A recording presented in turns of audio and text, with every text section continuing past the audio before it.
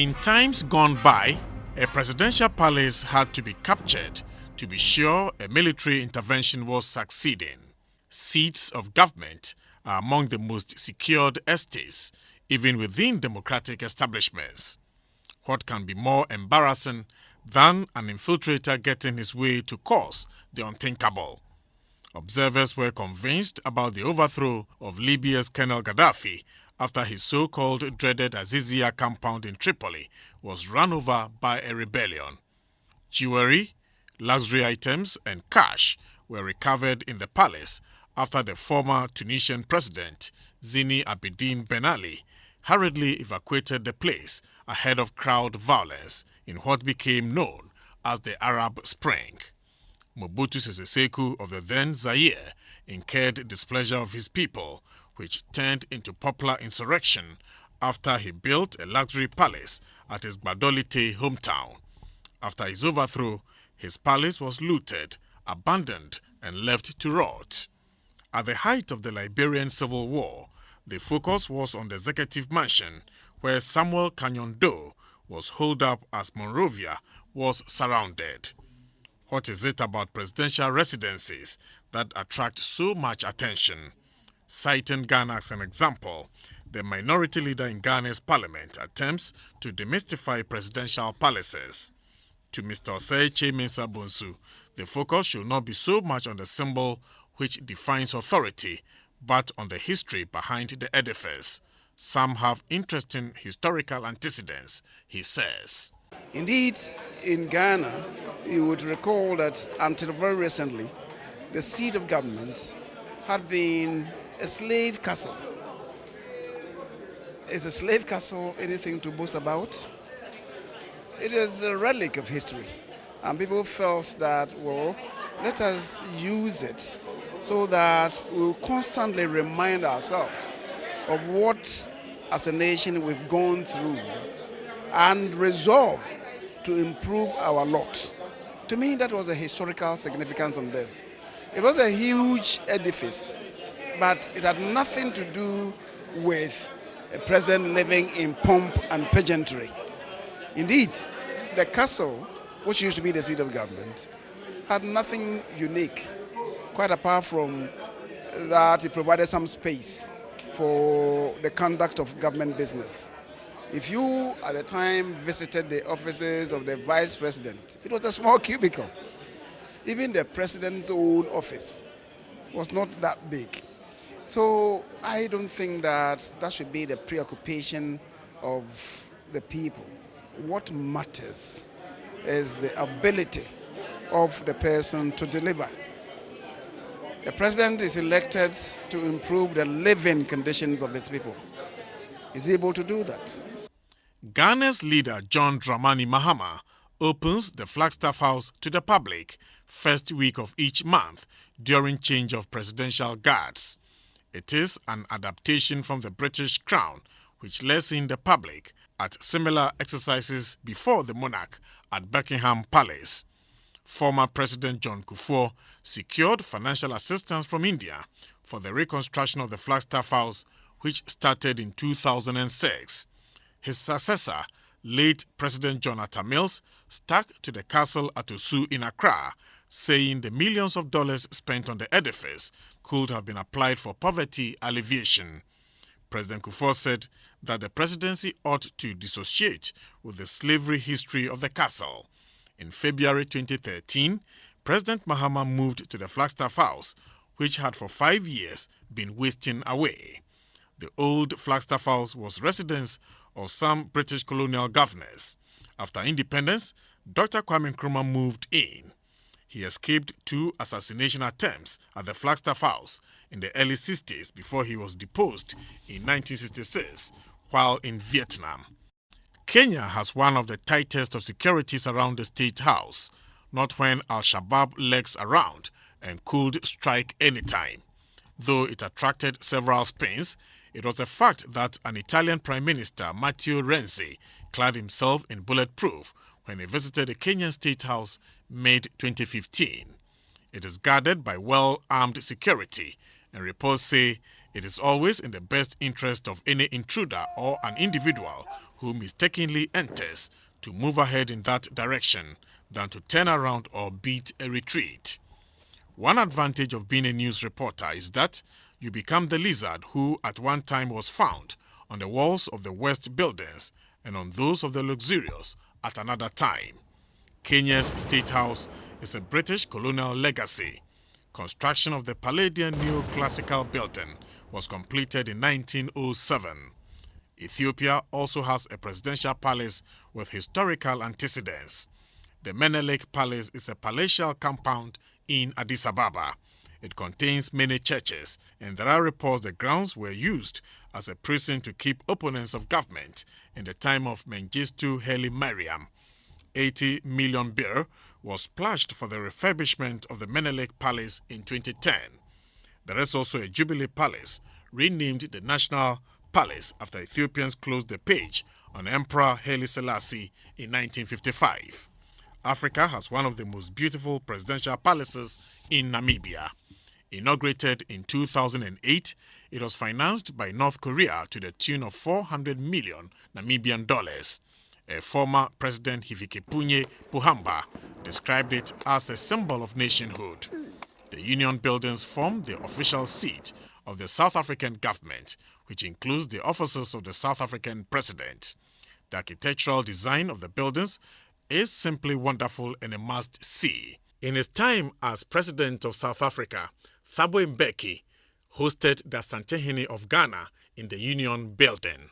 South Africans call it a national heritage, but were quick to raise an alarm when current President Jacob Zuma allegedly spent £14 million on renovation for his private residence in a project which was touted as security upgrade. A retired Ghanaian diplomat, Ambassador James Aggrey-Ollens, had traditional views about presidential palaces. People are always proud to see that the chiefs live well. Remember, they chose their chiefs as the primus inter pares. They are leaders of the elders. And therefore, when people think that the leaders are living above their means, they ought to stop and think twice. Our culture does not want our leaders to live badly. And therefore, if a leader is in a good estate, they do not feel disgraced.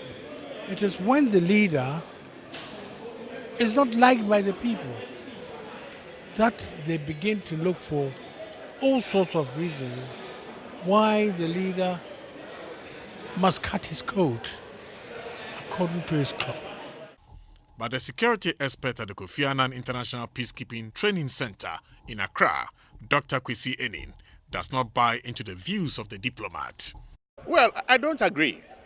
If you go to Cote d'Ivoire, Ivorians cannot even maintain the basilica, so the basilica has been given to the Vatican.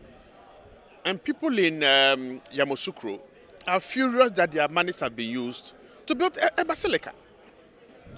Not only that, if you go to Mali, for example, the rapacious corruption of the present regime is contributing to people willingly allowing themselves to become mobilized and to respond. And nowhere, even in traditional Africa, did people accept that those who govern them should be thieves or should use their money and their sweat to build ostentatious edifices. I think Africa's post-independence elite have become so rapacious and so kleptocratic that they want to use mellifluous, nonsensical Oxbridge English to fool people. That process of fooling people has failed. Imani Ghana is a policy think tank. Its director, Franklin Kujo, believes presidential estate is non-issue. To him, what matters is whether politicians who occupy them are discharging their duties effectively. Well, there was a time when most African leaders were not doing that. I mean, those were the times when the aid debate, the aid industry was pretty massive. So a lot of the aid went into, building a lot of empires, building mansions, investing in lifestyles that obviously were not what you expect. I think that has reduced right now because citizens have become much more aware and citizens are demanding effective governance. But of course, I think the debate now is about whether the interventions leaders make are themselves qualitative enough. So in some way, you can strike the argument to suggest that, well, maybe now leaders are no longer stealing and putting it in their personal accounts, but in actual fact, they are also not delivering superior developmental, projects. Ghanaian development architect Professor Kwame Addo has had experience with presidential palaces. He says even though African presidential palaces are well guarded by security, they are indeed vulnerable because of the preponderance of foreign contractors involved in their construction. The foreigners know the contours of the buildings. Presidential palaces are also a specialized area for construction. They require particular expertise, because you are dealing with areas of security, but also you need the people who are been accustomed to dealing with particular materials which would give that final finish. There are particular marbles, stoneworks, carvings, artworks, and a whole host of other elements that will go into portraying a palace. Presidential palace obviously is the complementary card of a nation. At times, palaces are built to bring a nation together because they intend to show their might, but also they intend to also give confidence. And we also have the issue of security, and that has also taken on a very strong component in securing these spaces for the president and his men. He mentioned some of the iconic palaces in the world. At least 3 of Africa's palaces are in his top 10. They are Cameroon, Mauritania, and Ghana. Some palaces are made to also present certain statements. Some of them are directly related to the individual presidents who come out to make their own angle. We should also maybe reflect this on our African continent and see what we have also been doing with our presidential palaces and what they mean to us. We would notice that in the case of Africa, most of our presidential palaces have been legacies, and the language, architectural language, has all the time been imported. But we should also know that the palace of Cameroon stands out as one of the most beautiful palaces in Africa. I, who have lived a lot in South America, I cannot talk about these palaces without talking about the presidential space of Brazil, which clearly marks a different approach to what a presidential palace should look like. And because there was a very high component of architecture. With the presidential palace issue, we should know that it's not only the outside or the exterior look, but a major aspect of what is going to make a presidential palace as it is going to be its interior. The Chateau of Iredu, or the State House, is the official residence of the President of Mauritius. It was originally built in the country's interior as a fortress for defense in 1749 by a colonial governor. The governor of Mauritius took measures to fortify the island against enemy attack at the height of Anglo-French rivalry for colonial possessions in the Indian Ocean. The edifice was also to protect women, children and valuables in its original intentions. Cost of the structure, built in the 1700s, is not immediately available, but the building has been renovated following cyclones in 1868 and 1892. China paid for and constructed Togo's new presidential palace. The unusually tight security around the construction of the 60,000-foot square structure raised eyebrows in Lomé. Roads to the site were blocked off during construction, and nobody, not even the president, was permitted to see the palace before construction. The veil of secrecy at the time raised suspicion that Beijing wanted a free hand to install sophisticated surveillance devices in the building. All over the world, presidential palaces are magnificent, and the one in Lome stands as the most magnificent building in the city. Presidential villas or presidential buildings are the symbol of authority of every country. That is where power lies. And any historical survey that one makes will reveal that men and women have fought bloody wars to occupy such places like this.